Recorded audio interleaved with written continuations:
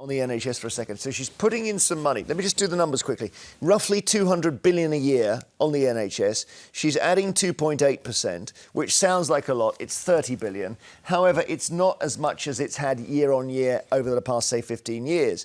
And so they aren't going to hit their targets on waiting lists. That's the key thing. No, here. they're not, no. And is it just a bottomless pit, do you think, the NHS? Yes, basically. The NHS was designed, when it was designed by the Labour Party, to serve the country in a way that it's not doing broken now. legs and convalescence. It absolutely needs reform. It'd be a bottomless pit. It's a good pit, though, isn't it? I mean, if you're going to throw your money into a pit, you want to throw it into the one that keeps us well. No, you shouldn't be throwing your money into any pit. What a waste of time. I don't mind it being a pit. Let it be a pit. Let's throw the money in. Let's invest in the NHS. Investing in the NHS, yes. Throwing money into a bottomless pit or a black hole, to use Rachel's words, it's not a good idea. Is that what Rachel said? Rachel Reeves? Well, she said call it a black hole. She calls everything a black hole. Oh, okay. Come on, get with I don't know. I didn't know she said that. Brian Cox. I don't know. I mean, in the end, maybe Andy's right. The reason the NHS was able to be set up is because it was invented before the calculator, crucially. Because they didn't say, oh, by the year 2025, we're all going to be living to be 87, we'll all have 5 cancers, and we'll all need treating.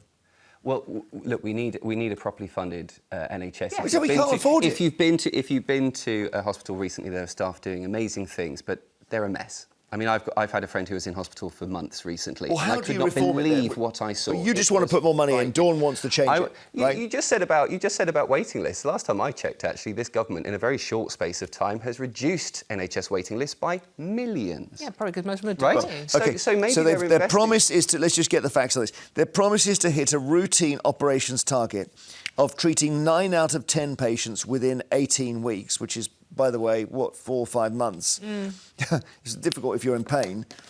Actually, even with this money, they'll only get to 8 out of 10. So... Well, that's still a big improvement. It's not bad, yeah, it's not bad. They'll make a big improvement. They're already making a big improvement. Tony Blair had to do it before, after the Tory government, then with Major, and Keir Starmer will do it this time.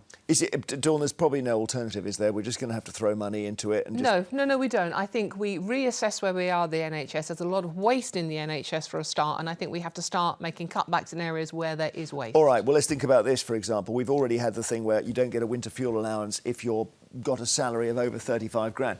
Why don't you say if you've got a salary of over 50 grand, the NHS is not there for you. You will have to arm yourself up with insurance and everything else. Privatise the NHS unless you're... No. Unless you're... You just say if you've got a certain level, we're not going to see you. That is the start, though, isn't it? Of a very dangerous... I hate talking about slippery slopes, but I really feel that is one. We're all going... Well, you're happy with the slippery slope on the winter fuel allowance. We're going to end up in A&E. We're going to slip on that slippery slope, and we're going to find ourselves without... A&E is a slight difference. Oh, you think so? If you take it away from the richest? Yes, if you say... Well, then they'll say, well, actually, now we're going to make it 45k plus, then it'll be 38k plus, then it'll be, and suddenly we won't have an NHS. It is, the free at the point of use. We love the NHS. I think it's probably our country's greatest achievement. Wars not included. Andy?